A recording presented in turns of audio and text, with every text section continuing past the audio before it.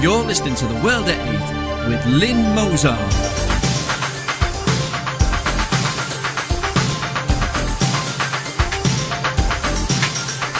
The World at 8, the number one in nationalist news.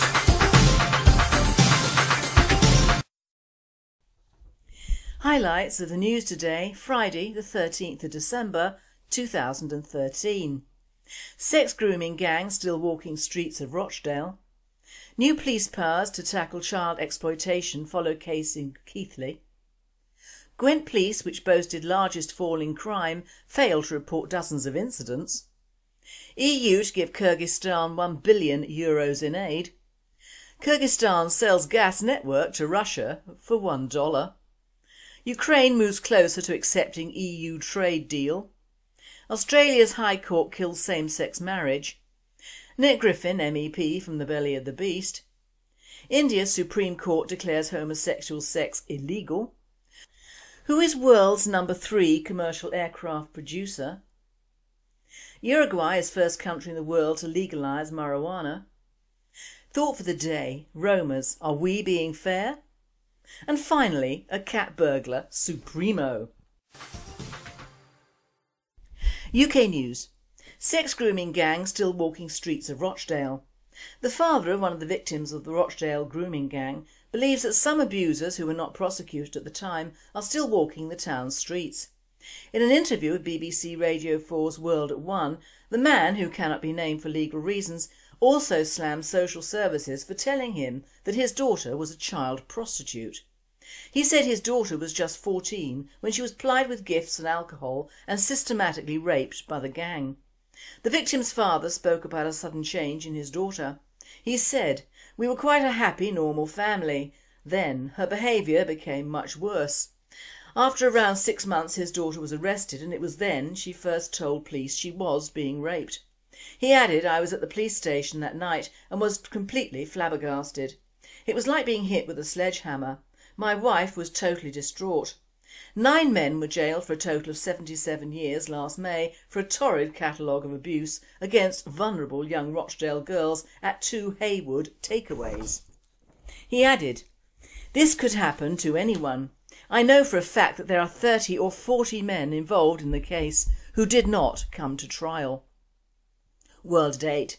Can, has been and still does go on, and not only the so-called vulnerable are targeted, but it would seem the Muslim communities are sacrosanct and, like Teflon, untouchable even for questioning about crimes like these. New police powers to tackle child exploitation follow case in Keighley. New police powers to tackle child sexual exploitation are being introduced in the wake of a case in Keighley. The town's MP, Chris Hopkins, has proposed the measures aimed at cracking down on paedophile gangs using hotels and B&Bs to abuse children. Earlier this year, 2 men who abused young girls after picking them up on Keighley streets and taking them to hotels were jailed for a total of 36 years. Mr Hopkins said he welcomed news that the House of Lords had approved the new measures, which will compel owners of establishments where grooming is believed to be taking place to provide the police with information about guests. After putting forward the proposals, he met with Home Secretary Theresa May and her officials to discuss them. Speaking during a Commons debate on the antisocial behaviour, crime and policing bill in the summer, Mr Hopkins told fellow MPs there had been several high-profile cases of hotels and bed and breakfasts being used by paedophile gangs to commit child rape. House of Lords Justice spokesman Lord Armid of Wimbledon has now confirmed the government believes a law change is necessary, and he said the new powers would make it more difficult for child sex offenders to use the anonymity of hotels and similar venues to commit offences. World at 8. It won't stop the abusers, most of whom have relations who own shabby hotels and B&Bs. They will just buy or rent more party houses, that's all. This is shutting the door after the horse has well and truly bolted. Gwent Police, which boasted largest fall in crime, failed to report dozens of incidents. Internal review finds Gwent Police, which boasted the largest fall in crime in England and Wales in 2011-2012, failed to properly record dozens of incidents.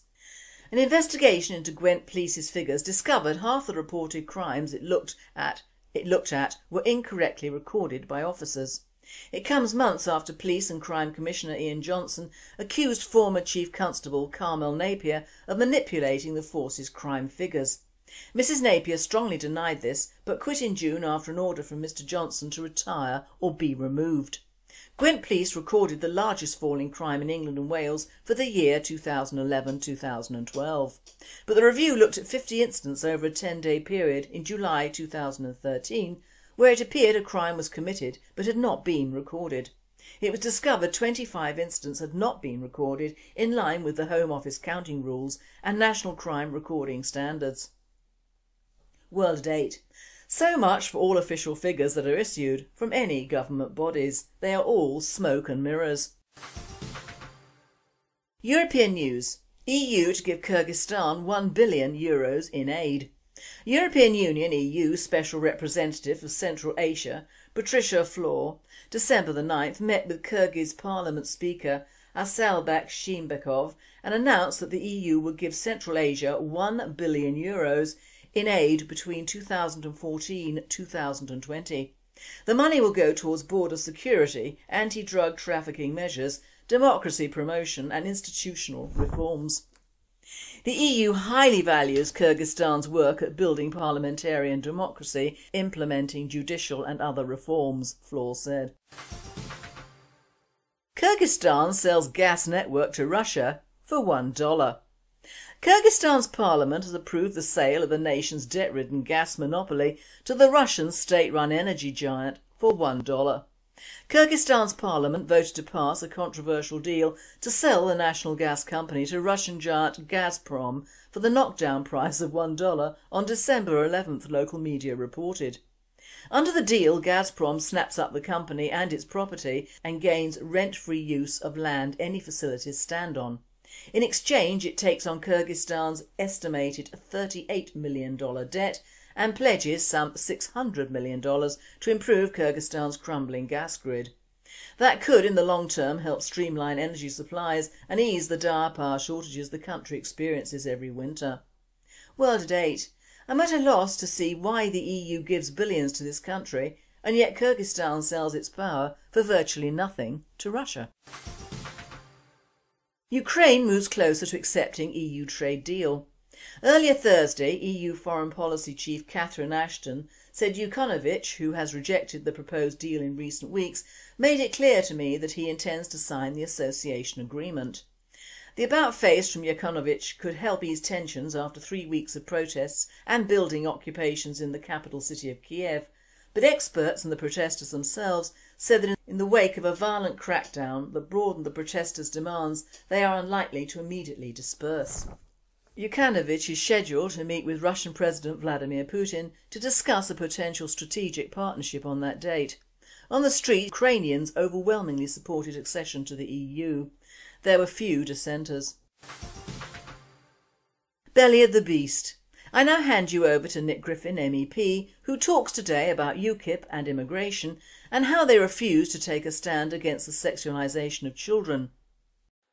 I was pleased to welcome in Strasbourg this week a coach party of British National Party members and supporters who came over to visit the Parliament to see for themselves just how out of touch and extravagant the whole operation is, and incidentally to find out, as a result of first late fog having a knock-on effect on the driver's driving abilities because of their tachographs, that then meaning that people turned up late, that then turning the bureaucracy of the European Parliament into even more chaos than usual. I think the visitors got a pretty good first-hand view, really, of just how chaotic things can be there.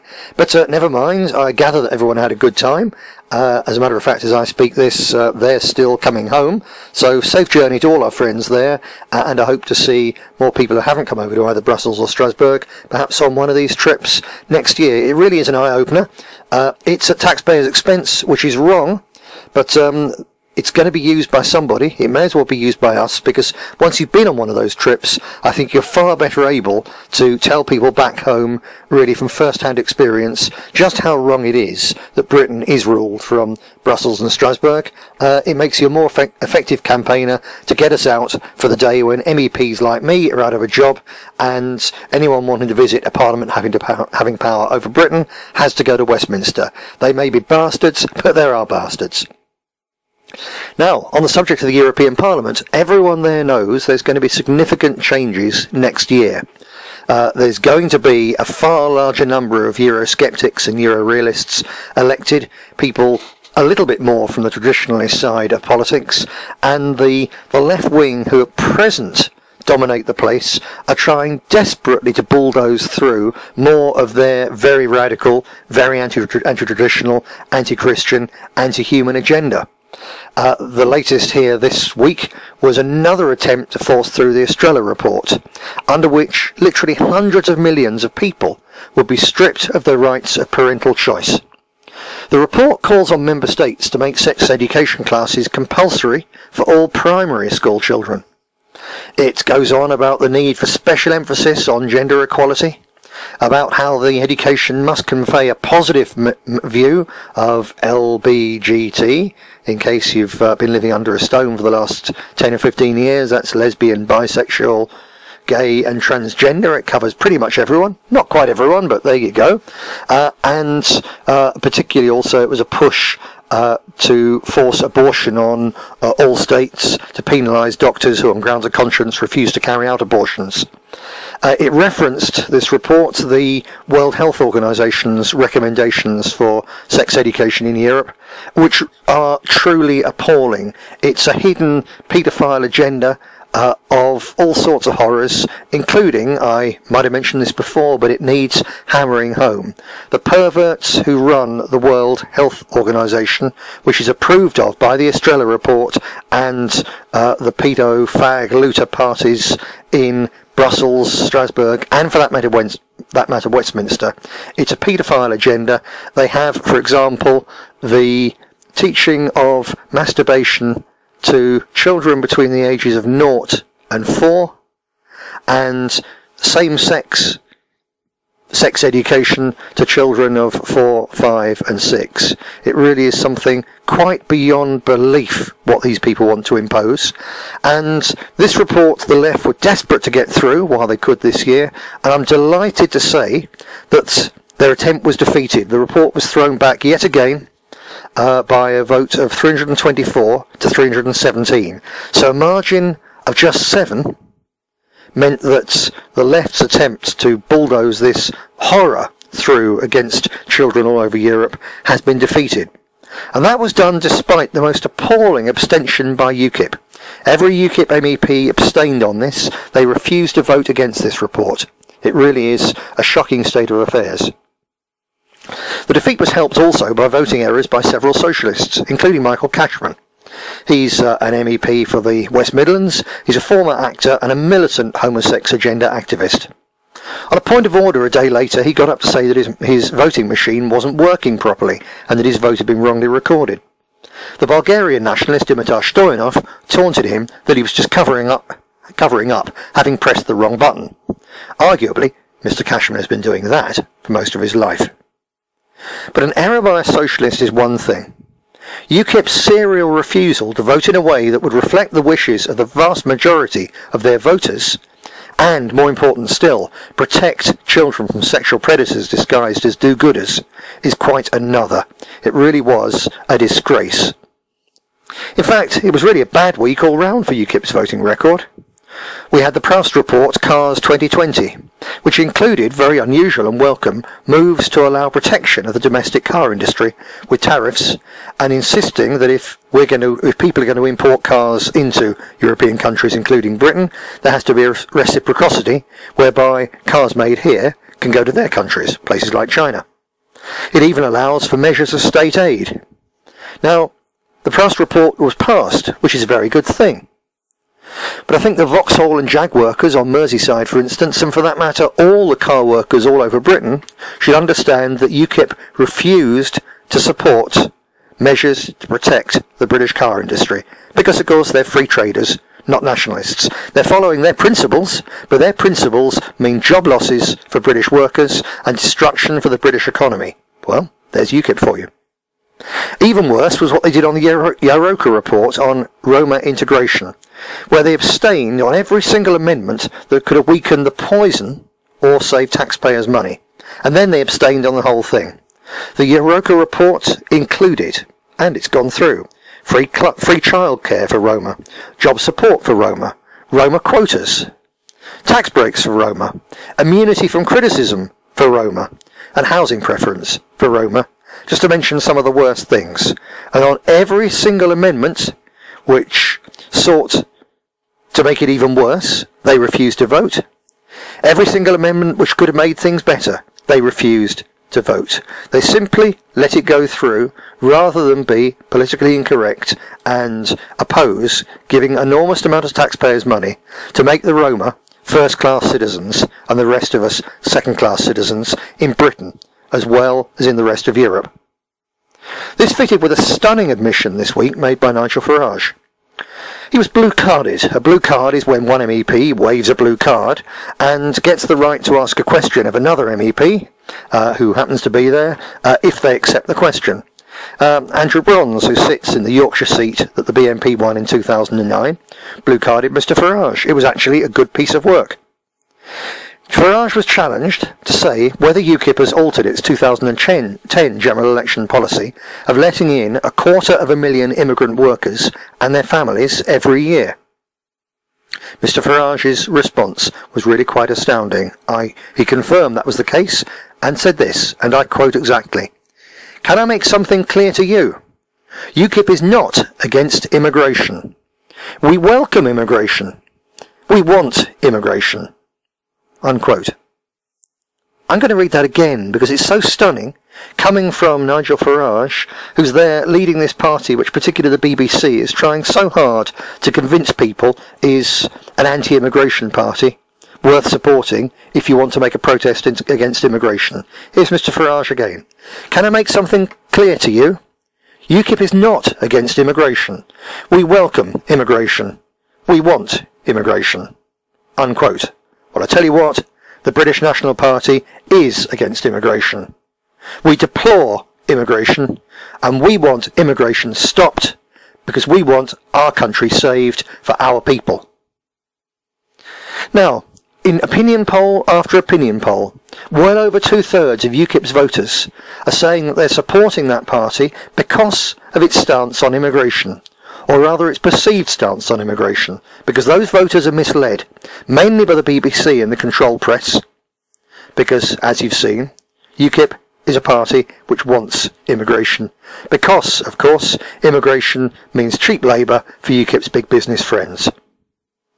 There's only one vote which is really against immigration into Britain, and we'd say that regardless of race, creed or colour, because the country is full. The vote against immigration is a British National Party vote. Get out there and make sure that everyone you speak to knows exactly that. Thank you very much, Nick. I'm sure we all share your views about UKIP and their continual U-turns. World news. Australia's High Court kills same-sex marriage. The marriage of Canberra couple Narelle Magic and Ash Watson was so fresh they had not even received their wedding rings, which were not ready in time for the ceremony on Tuesday. But after less than 48 hours of marriage, their legal union was annulled on Thursday when the High Court struck down the ACT's same-sex marriage laws. The pair will still collect their rings and wear them with their diamond engagement rings, as well as the gold wedding bands they exchanged during their civil union ceremony 2 years ago to the day. Ms Watson said the court's decision didn't change the way the couple felt about each other. "We'd been married for one whole day and it doesn't feel any different to how it did before," she said. They would marry again if federal parliament legalised same-sex marriage. But Ms Watson joked that they had enough jewellery. I have said she's not getting another ring. Unanimously, the court found the ACT laws were inconsistent with federal marriage laws. But it found that marriage under the Constitution included marriage between same-sex couples, meaning it is up to federal parliament to decide whether same-sex marriage should be allowed. not the courts or the state governments. India's Supreme Court declares homosexual sex illegal. Sex between consenting homosexual partners is once again illegal in India after the country's Supreme Court overturned a lower court ruling Wednesday. 4 years ago, India's High Court decriminalised such a relationship in what was then hailed by gay rights groups as a landmark ruling. The Supreme Court overturned that ruling. Known as Section 377, the law has been in the books since India's colonial era days. It bans people from engaging in carnal acts against the order of nature. On Wednesday, the Supreme Court ruled that the penal code was constitutionally valid. It was up to Parliament, the court said, to decide whether or not to keep the law in the statute books. It's argued that the law infringed on the right to equality, privacy and dignity as set out in India's constitution. The High Court ruled in Nad's favour, but the decision came under fire from Christian, Hindu and Muslim groups who filed an appeal to the Supreme Court. India's central government did not appeal, saying it didn't disagree with the High Court's ruling. Amnesty International India called Wednesday's Supreme Court ruling a black day of freedom in India. World at 8. Australia and India, two countries where the courts do not make the laws and insist that their parliaments do. Who is the world's number 3 commercial aircraft producer? Brazilian plane maker Embraer says American Airlines has placed a firm order for 60 E-175 passenger jets for an estimated $2.5 billion. Embraer says on Thursday's statement that the contract signed by American Airlines includes options for an additional 90 aircraft. Deliveries of the 76-seat regional jets are expected to begin during the first quarter of 2015. Embraer is the world's third largest commercial aircraft manufacturer behind Boeing and Airbus, and it's the global leader in regional jets. Uruguay is the first country in the world to legalise marijuana. Uruguay is poised to become the first country to fully legalise the production, sale and use of marijuana after a Tuesday key vote in the National Chamber of Senators. Following a signature from President Jose Mujica, who openly supports the bill, and a 120-day implementation period, Uruguayans over the age of 18 who have registered on a government database will be able to buy 40 grams, that's 1.4 ounces, of marijuana per month from licensed pharmacies. Residents of Uruguay, a South American nation of 3.3 million, will also be allowed to grow up to 6 marijuana plants per year and join growing cooperatives with up to 45 members who will be allowed to grow up to 99 plants annually. The move by Uruguay represents a changing discourse around drug policy in Latin America. At the United Nations in September, Colombia, Costa Rica, Guatemala and Mexico called for new drug policies that emphasises public health and human rights over law enforcement.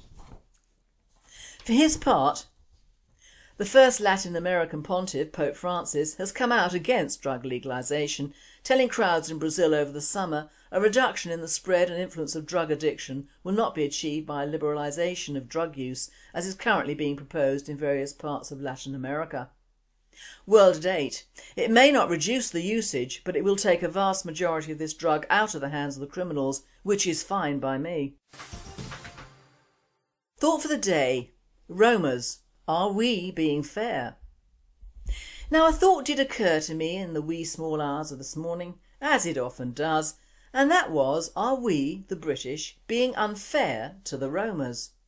Now you may gasp, as I'm only too aware of what they do when they deign to move off the streets of Park Lane and migrate to where their tribes reside, usually in the southeast of this country. Even I rarely tar an entire tribe or tribes with the same brush, but I really don't believe there is an uglier, dirtier or nastier tribe of people than these pariahs who roam from country to country and never seem to find peace. All the pictures show a truly unattractive race of beings, and I mean ugly in deed and nature as well. And even I on a good day cannot find anything redeemable about the Romas. And having seen firsthand the treatment they mete out to us Brits in our land and streets down in Kent, my sympathies are obviously with our own people, who have to live alongside these animals. In fact, animals is a bad characterisation of the Romas. Pigs are cleaner and more attractive and infinitely more useful than the average Roma.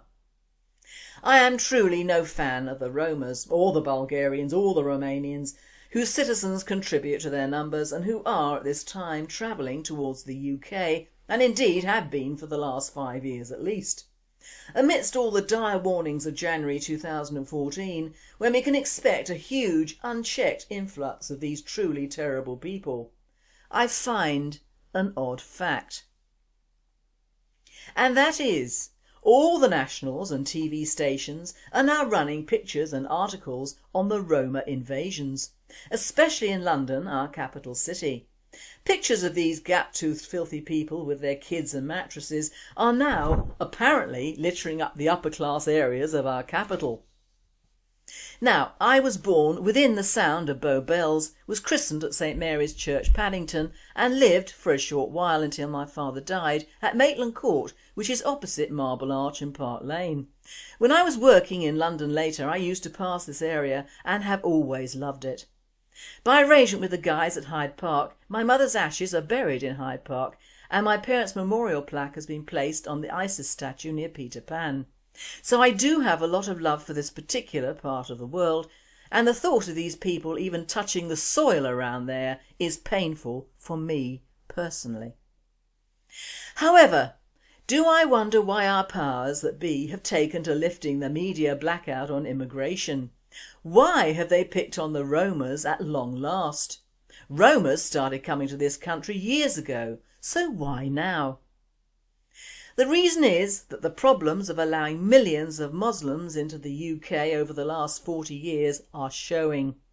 Even Liberals are questioning the crime rates, the full prisons, the ever-present mosques and Islamic centres spouting up everywhere, the massive amounts of land, houses and businesses they accumulate, the protests, the would-be deportations, the tremendous pressure on the benefits, educational and health services, and of course the rarely reported or prosecuted Muslim sexual abuse of our and other ethnic minorities' children, to say nothing of the drugs being brought in and sold under the counter.